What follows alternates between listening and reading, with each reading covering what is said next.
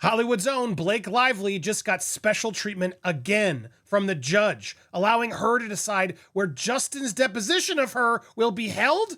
It's absolutely sickening. All this while also subpoenaing other YouTube creators for your subscriber data. Thankfully, there still are experts out there calling out these shenanigans. You gotta watch this.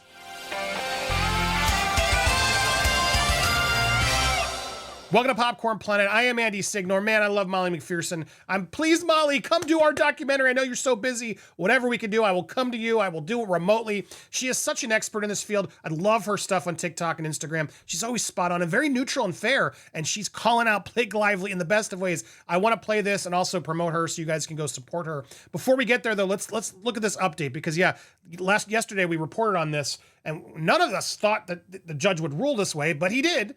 He gave Blake yet another victory, basically allowing her to decide where she would be deposed, that she can be deposed at her attorney's office.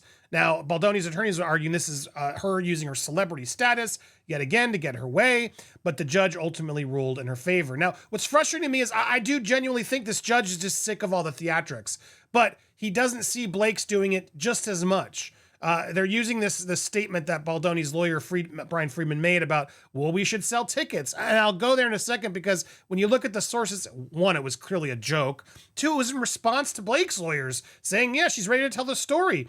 But this is just frustrating because Lively's legal team filed a request to change the location of the deposition from her to her lawyer's office due to fears of her being ambushed by paparazzi and the media. They hit back, arguing that their office is only a mile away from her office. Baldoni's team also argued that the location requested hindered their ability to have space to privately discuss the deposition. It's true. When you're at Blake's office, they can be tapped in listening to anything they want. It's super shady.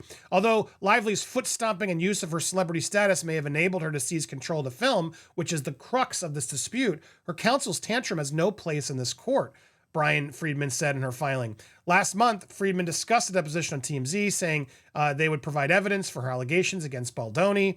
We're going to see how consistent her testimony is with the actual facts of what transpired, mentioning all the text, emails, video evidence, etc. Now, Lively's rep said they're looking forward to the deposition next week, while accusing them of making it a public spectacle. Justin's lawyer has tried to make this a matter of public spectacle at every turn, even proposing to sell tickets to a televised deposition in Madison Square Garden. Man, you could have raised a lot for survivors, though, couldn't you, Blake? You could have. If you got nothing to hide, do it, scream it from the rooftops.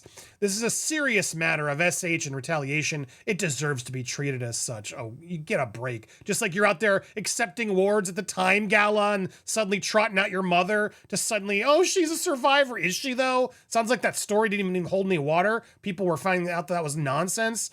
But they were all worried that they were going to have paparazzi outside the office and catch her. And she's been doing press everywhere. What do you mean catch you?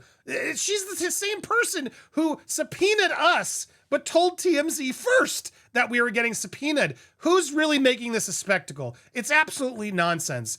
But yes, they're using the celebrity status to dictate and control the deposition at a location of her choosing. Now, why is that so problematic? Think about it. You're doing your deposition. This is your legal right to depose her. They get to do it to Justin as well. So now, when you do your deposition, you get to do it in her office. There's no private place in her office that you'll be able to then talk legally in between when you take breaks. I guess you could try to walk out. Even then, I'd be terrified to say anything else because you're on her property. She could have cameras in, recordings on, whatever's going on, a Zoom call open that you don't know about. You risk telling everything. But now because it's at her office, Blake controls it all.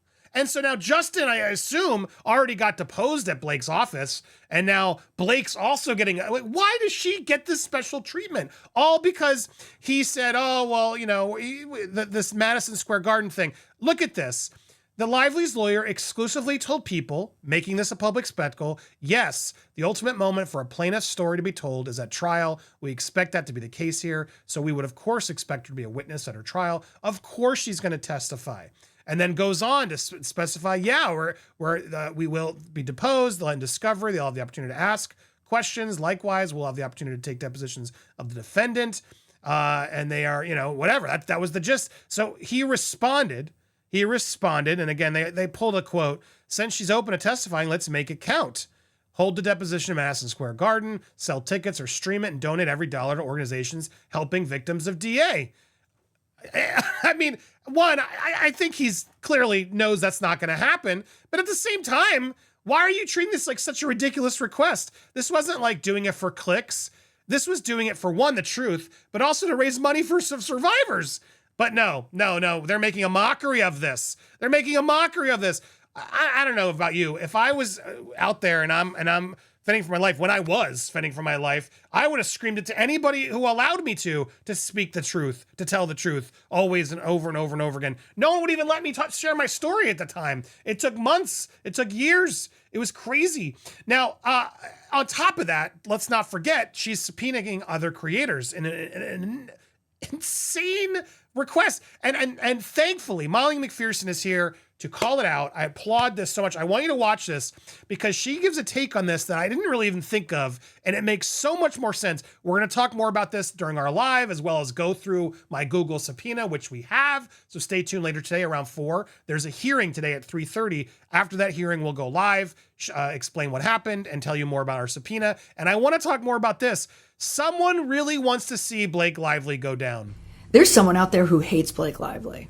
And it's not the internet, it's not the public, and it's not content creators who share posts about Blake Lively. There's truly someone in Blake Lively's inner circle who wants to see her destroyed based on the advice that she's been given. There's 3 reasons why issuing subpoenas against content creators is a strategic misstep of epic proportions, and what I would tell Blake Lively if I were giving her advice, which I guess I am. It's the 3 reasons why Blake's moves of late are bad. 1, issuing subpoenas. It fuels the fire instead of extinguishing it. Yep. We're in July. Skeletal newsrooms. People are not writing big flaming stories right now, big hit pieces. These stories aren't happening. Those stories are coming in September.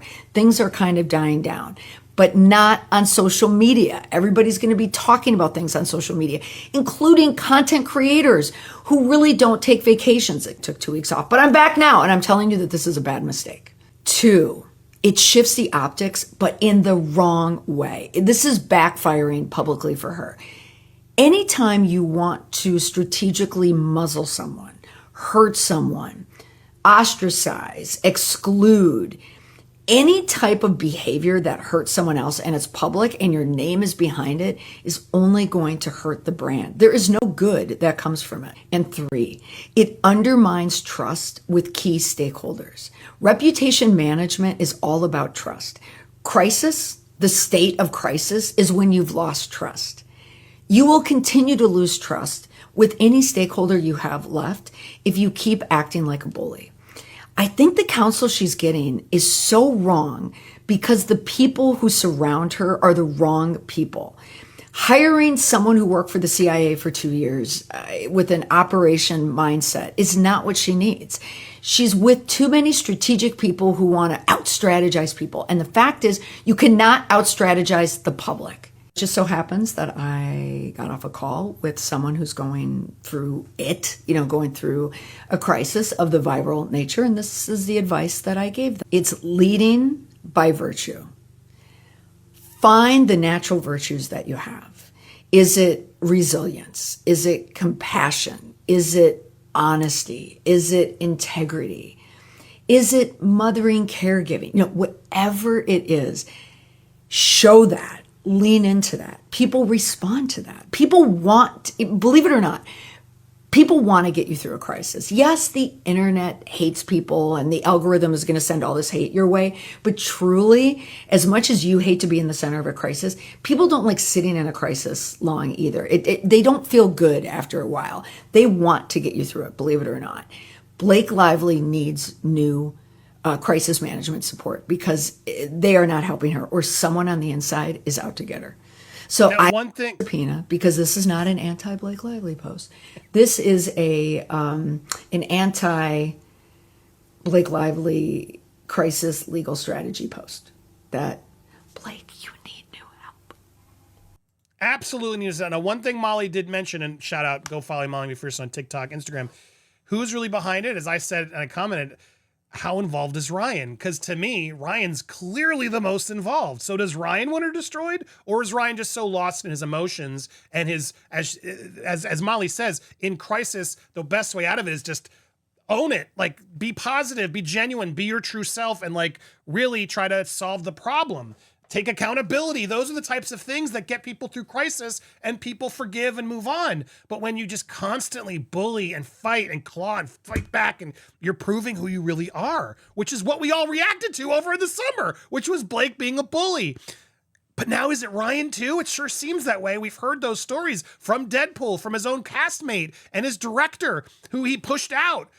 Ryan wants to be this polite Canadian who's just looking for assurance and so sweet and likable, but I genuinely think he is back there with Blake wanting blood. He wants blood on everybody who is criticizing them, myself included. And he is even more personal because he's like, I helped that fat guy. What is he doing here? I'm going to get him. Ryan, you are not helping you are good at marketing. Molly's fantastic at PR crisis. You are spiraling, my man, in the worst of ways. You could have reached out to me privately ages ago. I would have loved to have a real talk and give you some advice off the record. He's had so many opportunities. Blake could have apologized to Kirsty back in August and invited her to the next movie and be like, hey, I'm so sorry, make it fun. They just can't seem to see reality. It's bonkers. It is absolutely bonkers. And the fact that the judge is allowing them to live in this delusion land and now decide where she gets to be deposed, shame on him. It does make me question what's going on here. So there's a hearing later today. We will cover that. It's not streamable. We can't give it to you, but we'll get some feedback from it. We'll let you know, and we'll be live later today around 4. So make sure not only you subscribe, but you hit that bell, hit notifications so you get them on, smash that thumbs up as well. Leave your comments down below. We got a lot more to talk about here on Popcorn Planet. So stay tuned. Thank you guys so much for watching, and make sure you become a member on our website, popcornplanet.com. Go sign up. Lots more is coming to the site. Thank you guys so much for the support.